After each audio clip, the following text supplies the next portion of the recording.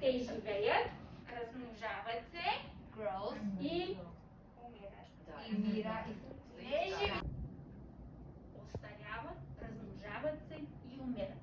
Докато неживите същества нямат нужда от тези неща. Те нямат нужда от въздух, храна или подслон. Те не се местят от едно място на друго. Не се размножават и не умират. Примери за неживи същества, живи същества. Риба. Живи. Човек. Живи. Дърво. Живи. Пеперуда. Живи.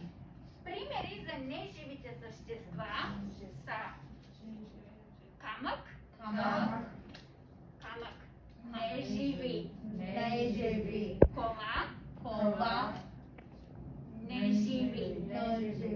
Ножица. Неживи. Стол. Неживи.